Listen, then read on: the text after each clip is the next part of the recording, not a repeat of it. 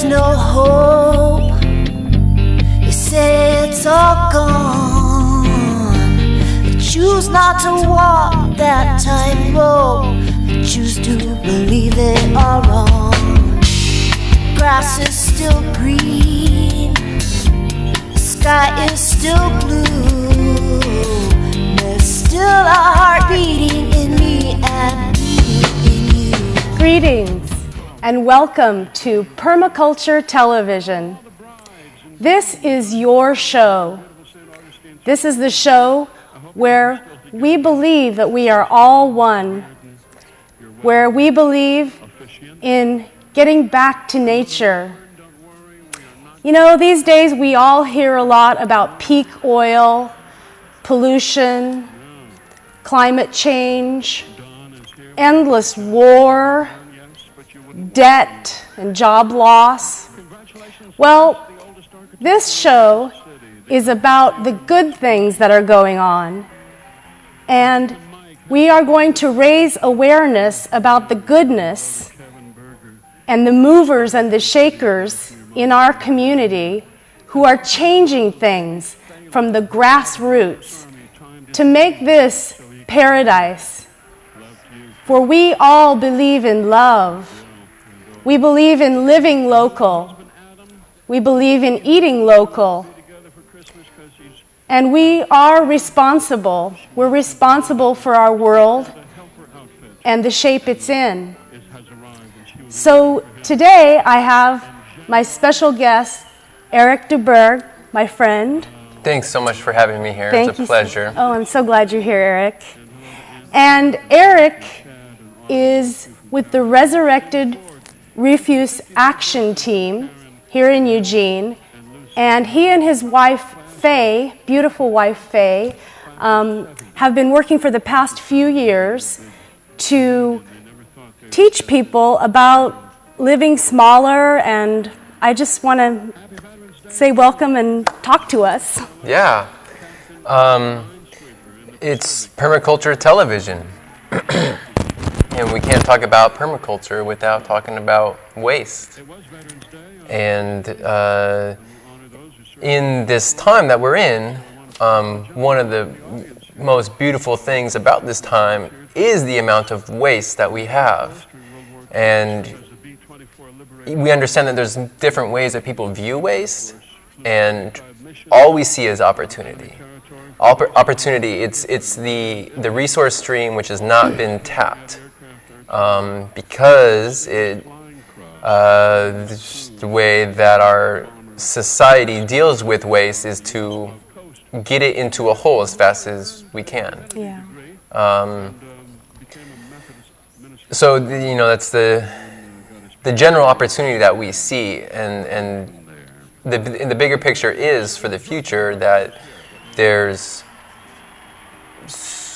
lots and lots of industry that's local, that's can put people back to work, that can revitalize materials that are not being utilized at the moment, all from our collective waste stream. Right. Instead of putting that toxic material and plastics and stuff back in the land, we need to use it and then stop making it, and start making 100% earth-friendly stuff. Yeah. But in the process, we have all this refuse to work with. Right.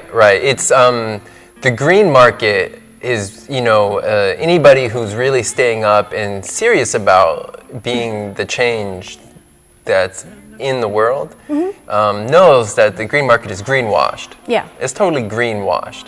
But we like to think that brown is the new green waste. It's a resource that's always around and is underutilized.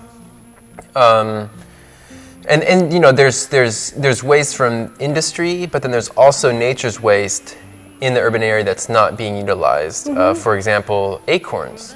Yes. Acorns are waste right now because they're being wasted. They're falling on the streets, they're being run over, which this was the Kalapuya's main source of food during the winter.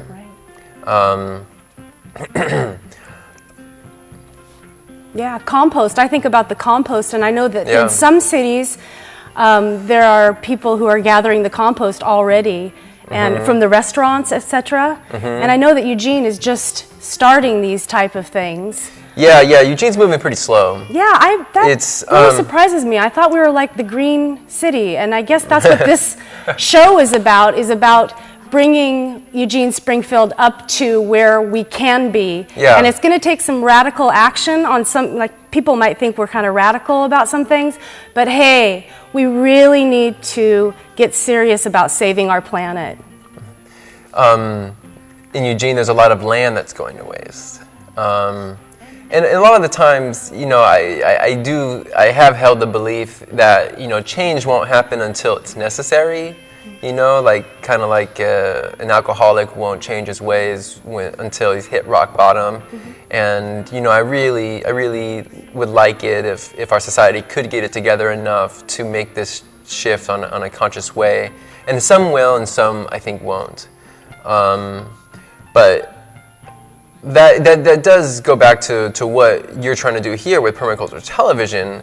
Because the way that we live is we feel enriched by our lifestyle. We don't have to go into the craziness of the consumer society to find our happiness. Yeah. And it keeps us healthier and happier. That's one of the things that Erik and I really have in common, is that we've dedicated our lives to saving the planet for our children, because you're a father and I'm a mother, and I know that living with less is so much funner. Sharing is so much funner. Yeah. Being, what's that word? Frugal, healthily frugal is really nice, because aren't we supposed to be aiming at even zero waste? Well, talking about children is you know, and what the mainstream culture puts out is like, how do you raise your kid? What do you give to your kids? You know, buying toys. All of that is kind of very misleading. My son finds toys in everything, and we all know this we all know this. So it's the whole spoon and pot rocks and metaphor. sticks. Why aren't we just giving them pans? And we pretty much we try not to, as parents, try to segregate our things. And then his toys. We do to an extent because we're also gifted with massive amounts of toys. We have to say no often to bringing more in. Yeah. Less toys means less cleaning up, more time doing the things that we really enjoy, being together as a family. Yeah, less. We don't do television either in our home. And it's amazing though, because people do bring plastic toys to my kids, and I feel, well, I have to tell them the truth and let them know that I just I'm not into that, because I don't know. My motto as a mother is safety first. And when I know that a lot of these products are coming from places that are far away, where I don't know how strict they are with, you know, they say that a lot of the products now from places like China, etc., have lead in them. And there's such unnecessary things. Like you said, my kids play with lots of stuff. Yeah, and a lot of things from waste. Today my son was crying because he had this ball. It was woven from pallet straps. These are the pallet straps which I'm talking about here. This is a waste product, local, made from all local waste. It's a jar packer. You've seen these before, Eileen. Yes, I have. It holds a quart-sized jar, and these are used in the shipping of vegetables, organically grown company. All last year we gathered waste as we helped them recycle their pallet straps in exchange for fresh organic produce. I have a picture of the crew from 2009. It's slide number 9. Let's see it up on the screen. Slide number 9.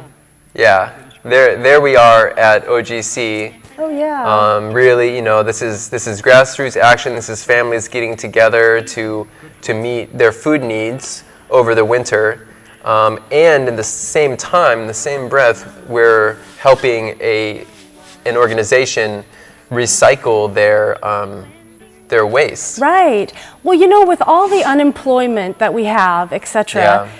that's why I have you on the show, because you're a mover and a shaker, and you're finding creative ways, like we all can in our community and all over, creative ways to make a living, to work, because... Yeah, and as people, it goes back to waste as a resource.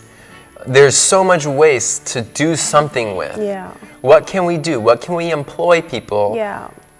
Employ them to make other things out of waste. It's very simple. There's so many products right now that we're importing that could be made out of simple waste products that we have an abundance of. Exactly. So let's support the local people who are making local products instead of going to Walmart and buying all that stuff that we don't need. We're going to find creative ways locally to make products like this. Now, everybody knows that, I mean, this is such a great product because the jars are not going to break. Yeah, and glass is so much more healthy to drink out of. Exactly, yeah. So that's, you know what I'm saying? That was drink out of actually that's why we made it, Yeah. is because we didn't have a way to safely carry around a jar without it breaking. You. Exactly. And you put straps on them. I've seen them. They're so great. Yeah. Viewers can go to YouTube, and if you YouTube insulated jar packer, or maybe just jar packer,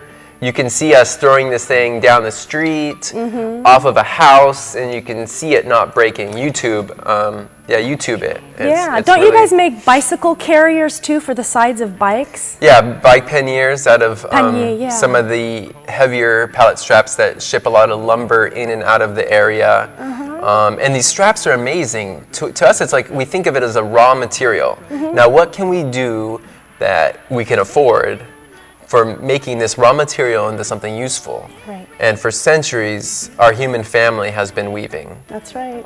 And it's an amazing material to work with. It's UV resistant.